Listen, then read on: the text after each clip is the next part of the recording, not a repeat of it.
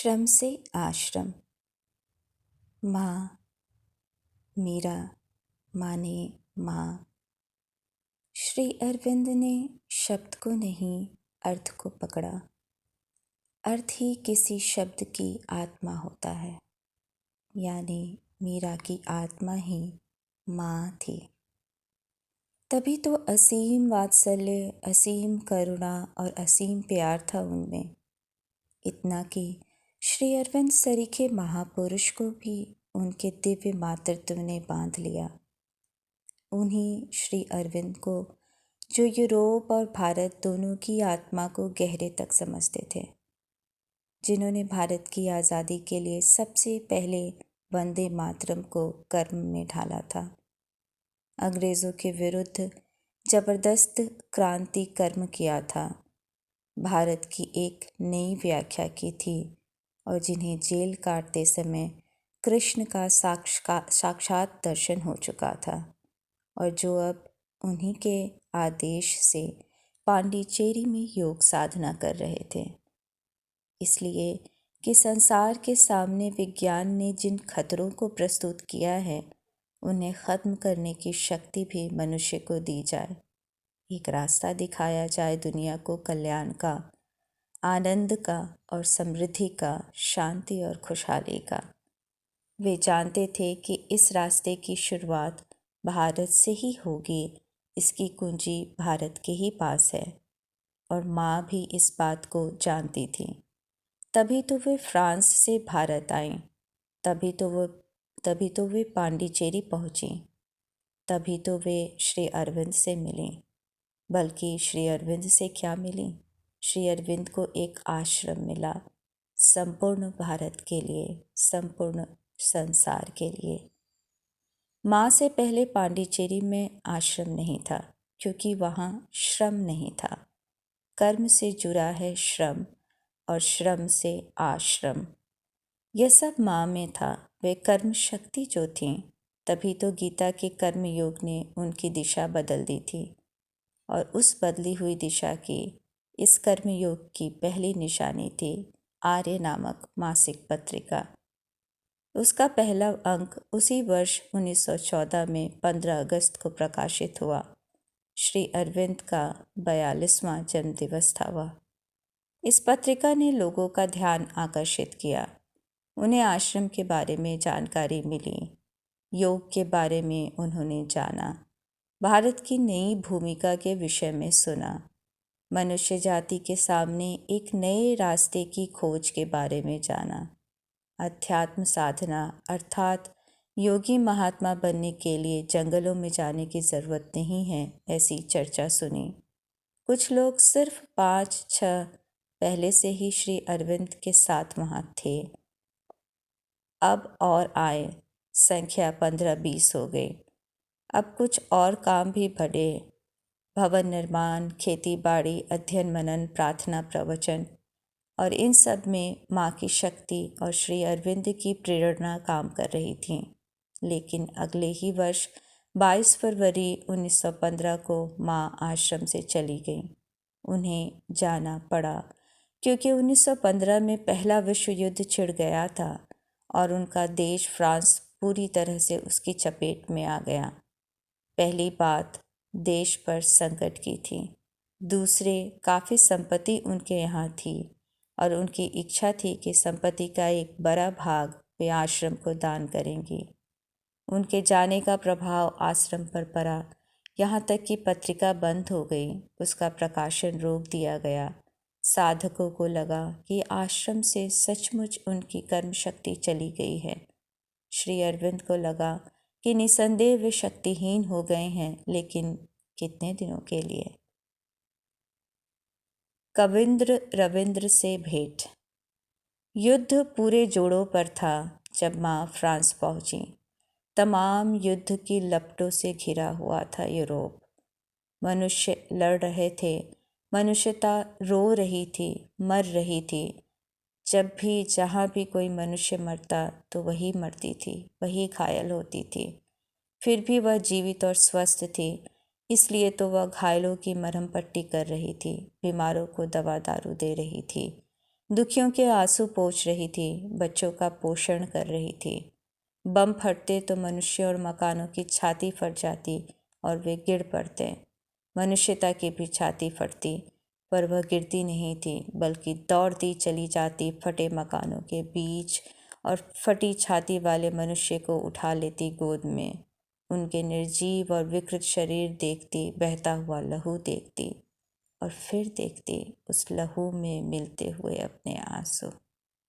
बार बार आंसू, तार तार आंसू, बार बार आंसू। वह मनुष्यता थी, वह माँ थी। यह नारी थी, हर एक नारी, हर एक माँ। माँ तो बहुत ही कातर थी इस युद्ध से। उनकी संवेदना का दायरा हर माँ की संवेदना से बड़ा जो था। वे तो सारे युद्ध को अपने ही भीतर महसूस कर रही थी, जैसे अच्छे बुरे विचारों की लड़ाई आदमी के भीतर होती है, वैसे ही यह बाहर की लड़ाई थी। असल में तो लड़ाई पहले होती है भीतर, और जब भीतर की बुराई भीतर की अच्छाई से जीत जाती है, तब वह बाहर लड़ने को आ जाती है। यदि भीतर की बुराई को आदमी भीतर ही हरा दे, उसे जीत ले, मटिया मेट कर दे, तो दुनिया में लड़ाई हो ही ना। सचमुच बाहरी दुनिया की, देश की, समाज की, घर परिवार की लड़ाइयाँ रोकने के लिए मनुष्य को अपने भीतर की बुराई से लड़ना होगा, मारना होगा उसे। और यह होगा तब जब हम अपने भीतर की अच्छाई को मजबूत करेंगे, अध्यात्म की शक्तियों को, मनुष्यता को अपने स्वभाव में उतारेंगे। माँ ने यही किया था, तभी तो वे सबकी मित्र थी। तभी तो इतनी दूर भारत में, पांडिचेरी में सारा आश्रम उन्हें याद कर रहा था, और यादों में उनकी भी भारत ही बसा था। श्री अरविंद का अगाध स्नेह उन्हें पुकार रहा था। एक लक्ष्य, एक उद्देश्य, एक भागवत चेतना उन्हें पुकार रही थी। सारा भारत उन्हें पुकार रहा था। यह पुकार शब्द या स्वर ही नहीं, भावना की पुकार थी। माँ ने उसे सुना और चल पड़ी, लेकिन जापान होकर। पहले वे जापान गईं। कई अन्य देशों की भी यात्रा की उन्होंने। हर देश की संस्कृति, धर्म और दर्शन का अध्ययन किया। जापान में उनका मन काफ़ी रमा। वे टोक्यो में रहीं। जहाँ वे जिस होटल में ठहरी हुई थी, उसी में पता चला कि एक महान भारतीय कवि भी ठहरे हुए हैं। सुनते ही माँ का हृदय बांसों उछलने लगा। काव्य साहित्य से उन्हें प्रेम था ही। वे स्वयं भी तो कवि थी, और क्या नहीं थी वो? फिर भी वे स्वयं महाकवि तक पहुँची। एक भव्य मूर्ति ने, ऋषि की तरह शांत तेजस्वी एक पुरुष ने आगे बढ़कर उनका स्वागत किया और देखता रह गया उन्हें उनके सौंदर्य को नहीं, सिर्फ सौंदर्य को नहीं। महाकवि की दृष्टि उस देवी में कुछ ऐसा देख रही थी जिसे सिर्फ अनुभव किया जा सकता था। उनकी आंखें चमक उठी। स्नेहमयी एक दिव्य और सुखद छुअन उन्होंने अपने चारों ओर महसूस की। वे विभोर हो उठे। उन्होंने मन ही मन माँ को प्रणाम किया। वे रविंद्र थे, विश्व कवि रविंद्रनाथ ठाकुर। माँ और कविंद्र रविंद्र दोनों महान। खूब बातें हुई, दर्शन और साहित्य पर गंभीर चर्चाएं। और जब विश्व कवि को यह पता चला कि पांडिचेरी जाकर वे श्री अरविंद से भेंट कर आई हैं, तो बेहद प्रसन्न हुए वह। श्री अरविंद के महान राजनीतिक जीवन के बारे में उन्होंने माँ को बताया। उनकी देशभक्ति की चर्चा की, राष्ट्रीय दर्शन पर प्रकाश डाला, उनकी आध्यात्मिक जीवन दृष्टि को सराहा, और उन्हें वह कविता भी सुनाई जो उन्होंने श्री अरविंद के बारे में लगभग 10 वर्ष पहले लिखी थी। उसकी पहली पंक्ति है, अरविंद रविंद्रेर लहो नमस्कार।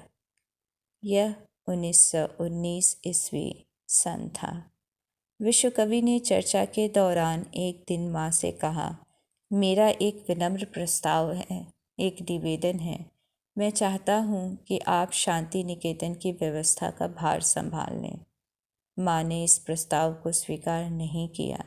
इसके लिए उन्होंने महाकवि से क्षमा मांगी, अपना निश्चय उन्हें बताया, कहा कि उनका कर्म क्षेत्र पांडिचेरी ही रहेगा और वे शीघ्र ही वहाँ पहुँचेंगी। और वे पहुँची, पुनः और सदा के लिए। सिर्फ अपने या श्री अरविंद के लिए ही नहीं, सारे आश्रम के लिए, सबके और सारे देश, सारे विश्व के लिए, समूची मानवता के लिए।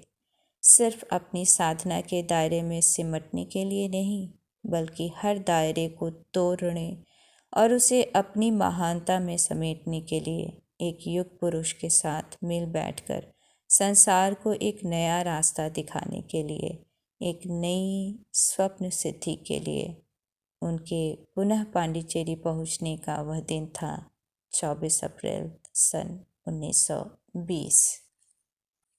माँ ने कहा। माँ के पहुँचते ही आश्रम फिर आश्रम जैसा लगने लगा, मानो उनकी स्फूर्ति लौट आई हो। रुके हुए काम शुरू हुए फिर से, आर्य फिर छपने लगा। बहुत से नए कामों का भी शुभारंभ हुआ। नए लोग आए, नए मकान बने, कुछ खरीद लिए गए। आश्रम का बाहरी विस्तार साफ साफ दिखाई पड़ने लगा। यह उसकी देह का विस्तार था, लेकिन उसमें उसकी आत्मा का विस्तार और भी तेजी से हो रहा था। जीवित और शांत, निस्वार्थ प्रेम और सक्रिय सहयोग उसके कण कण में व्याप्त हो गया। जाति, धर्म, भाषा, भूषा और प्रदेशों की विभिन्नता के बावजूद अलगाव की भावना वहाँ नहीं थी। काम सभी अपना अपना कर रहे थे, पर अपने लिए वह नहीं था। और क्यों नहीं था?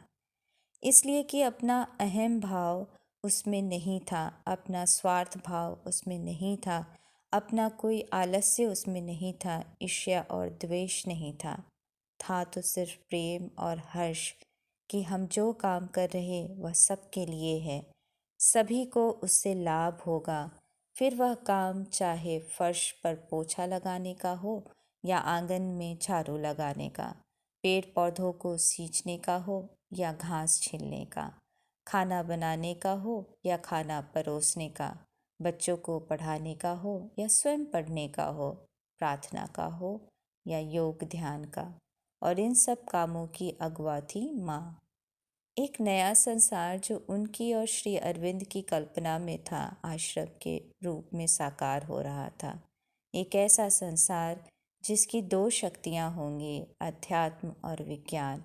अध्यात्म उसकी आत्मा की शक्ति, विज्ञान उसके शरीर की शक्ति, और दोनों में कोई झगड़ा नहीं होगा, एकाग्रता होगी, प्रेम होगा।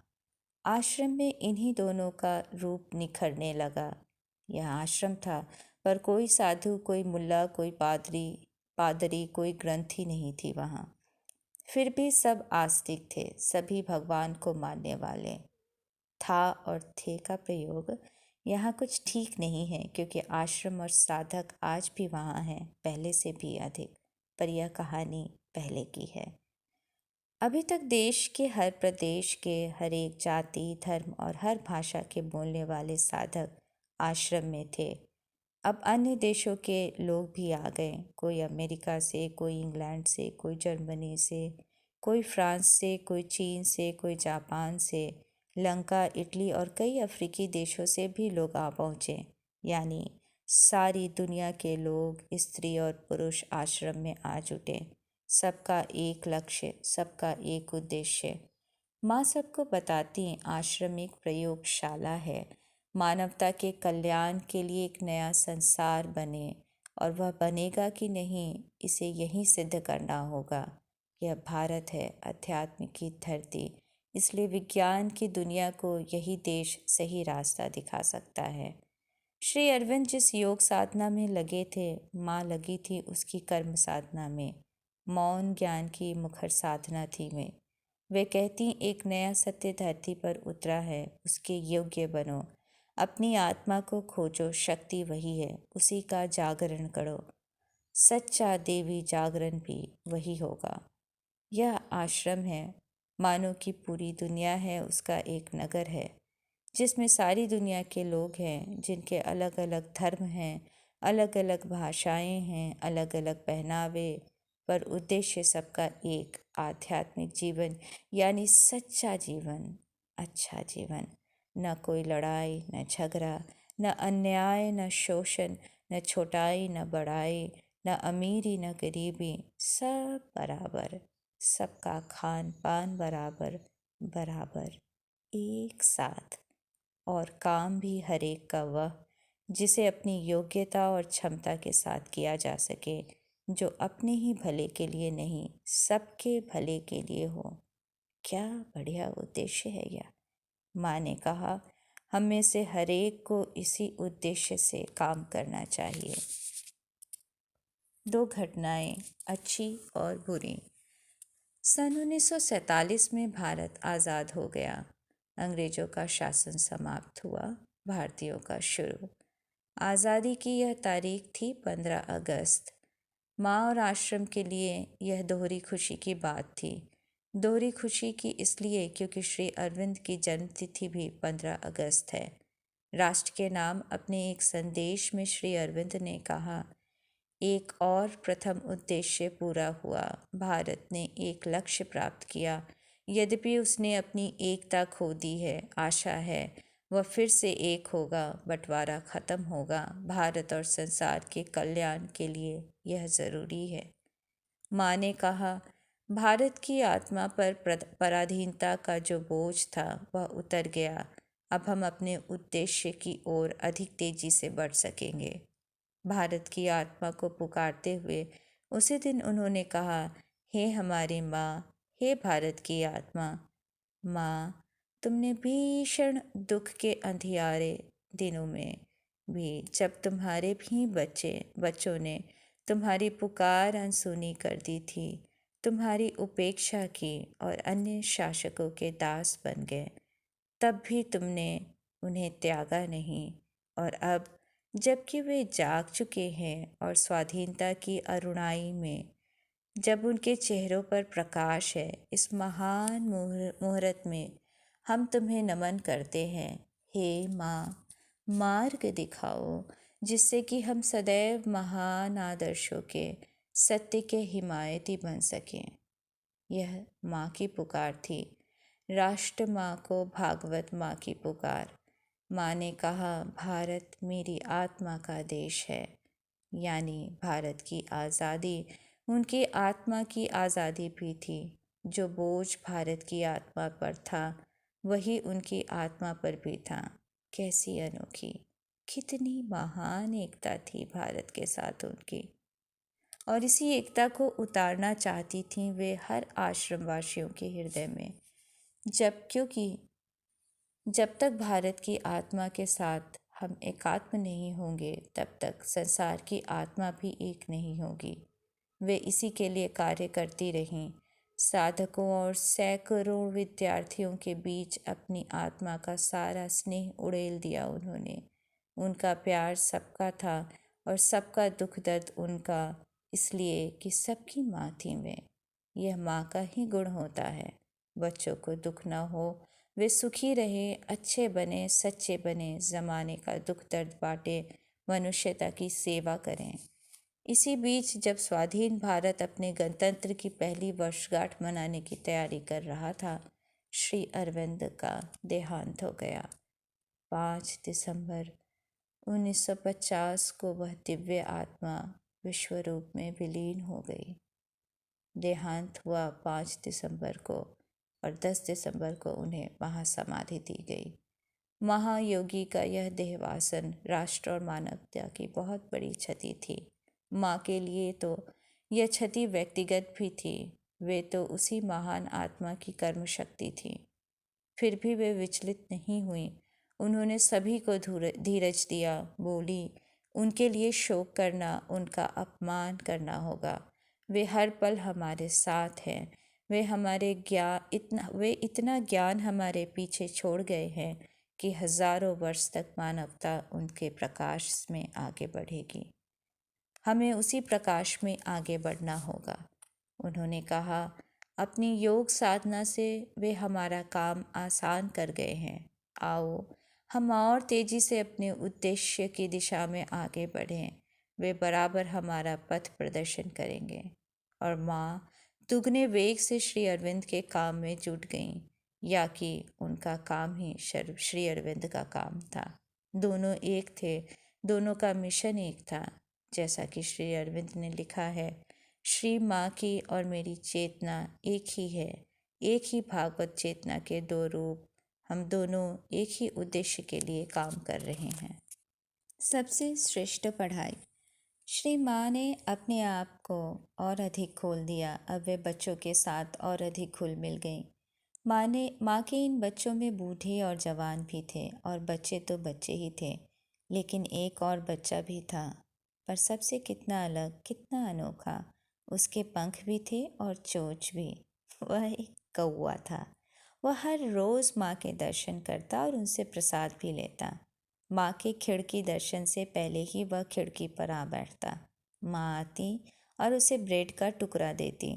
वह लेता और खुले आकाश में उड़ जाता, और माँ फिर से अपने छोटे बड़े बच्चों के बीच होती। ऐसे तुम्हारे जैसे बच्चे भी उनके आश्रम में कम नहीं थे, कई सौ तो ज़रूर होंगे। माँ उनके साथ खेलती, खाती और कहानियाँ सुनती। बच्चे भी उन्हें तरह तरह के कारनामे दिखाते। कोई उन्हें गीत संगीत सुनाता, कोई पेंटिंग कर लाता, कोई नाच दिखाता, कोई कहानी और चुटकुले सुनाने लगता। लेकिन वे बच्चे पढ़ते कब थे? क्या वे स्कूल नहीं जाते थे? क्यों नहीं, सारा आश्रम ही उनका स्कूल था। रंग बिरंगे फूलों की क्यारियों के बीच बैठना, हरे भरे घास के मैदानों में लेटे चित्रकारी करना, या किसी कमरे में नृत्य और संगीत का अभ्यास करना, या खेल के मैदान में दौड़ना, कूदना, जिम्नास्टिक और हॉकी फुटबॉल में खोए रहना, या किसी शिक्षक से जाकर खुद पढ़ना, प्रश्न पूछना, उन्हें स्वयं हल करना, या विज्ञान प्रयोगशाला में घुसे रहकर घंटों प्रयोग करना, या छापे खाने में जाकर किताबों को छपते तैयार होते देखना, या रसोई में जाकर खाना पकाते खानसामा को निहारना, बड़े बड़े भगोनों के उबलते पानी में उछल कूद मचाते चावलों को देखकर खुश होना, या समुद्र किनारे खड़े रहकर लोट पोट होती लहरों का मज़ा लेना, क्षितिज तक फैले समुद्री विस्तार को देखते रहना, या कोई फिल्म देखना। यह सब शिक्षा ही तो थी। कोई विद्यालय नहीं, कोई क्लास नहीं, कोई कोर्स नहीं, कोई विषय नहीं, कोई परीक्षा नहीं। फिर भी विद्यालय, फिर भी क्लास, फिर भी कोर्स, फिर भी विषय, फिर भी परीक्षा, और हर एक विषय, हर एक भाषा, बच्चों के लिए एकदम उन्मुक्त खुला वातावरण। जो विषय जिसे अच्छा लगे पढ़े, और खूब पढ़े, ऐसा कि वही सर्वश्रेष्ठ हो। इसके लिए वह चाहे उस विषय के शिक्षक से पूछे, चाहे पुस्तकालय में जा बैठे, शिक्षक उसे पढ़ाने उसके पास नहीं जाएगा।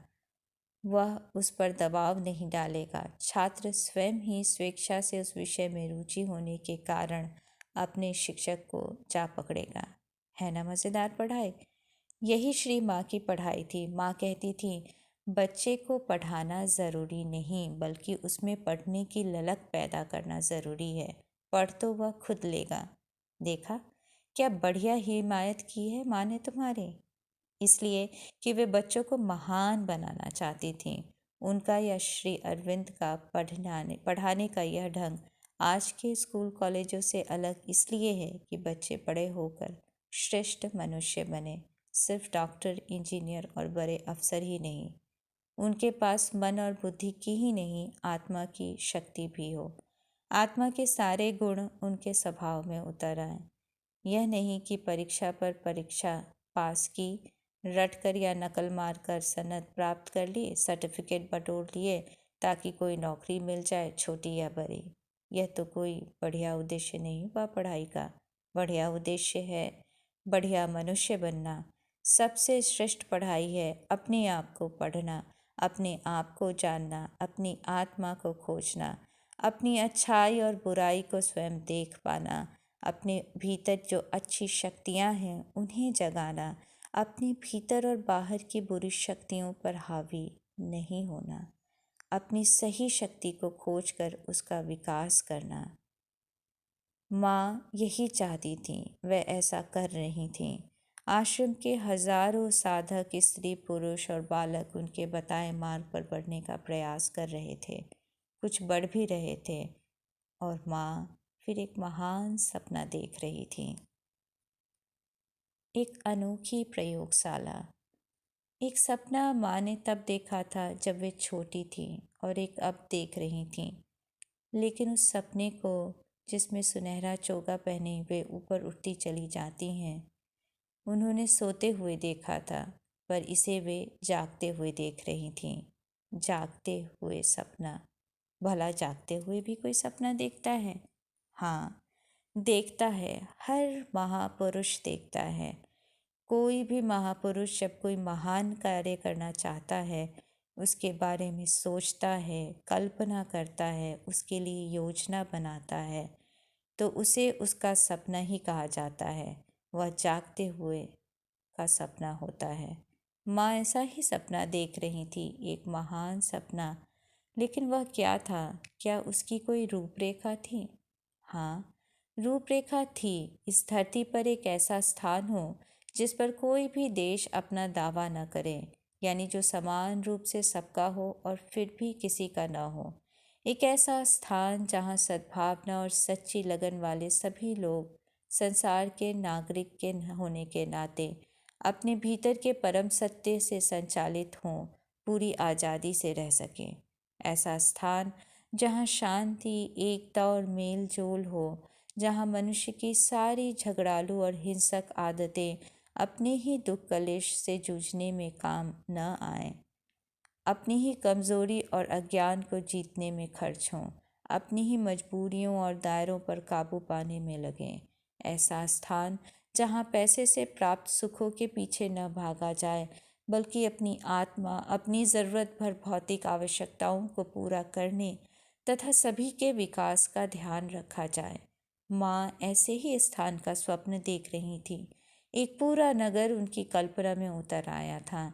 एक ऐसा नगर जिसमें विश्व भर के लोग होंगे और जो पूरी तरह मेल जोल से रहेंगे, जिनकी एक ही जाति होगी, मनुष्य जाति, एक ही धर्म होगा, मनुष्यता।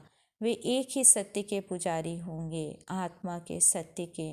उनकी एक ही शक्ति होगी, आत्मशक्ति। उनका एक ही चरित्र होगा, आध्यात्मिक चरित्र। और माँ का यह स्वप्न, वह नगर सिर्फ कल्पना तक सीमित नहीं रहा, बल्कि उसके साकार होने का मुहूर्त भी आ पहुंचा। वह मुहूर्त था 28 फरवरी 1968 का प्रातःकाल। समुद्र के किनारे फैला हुआ एक विशाल क्षेत्र, उसमें एक स्थान पर फहराते हुए सैकड़ों रंग बिरंगे झंडे और उनमें से हर एक झंडे को थामे हुए दो दो नवयुवा, एक छात्र, एक छात्रा। उन झंडों की संख्या 121 थी।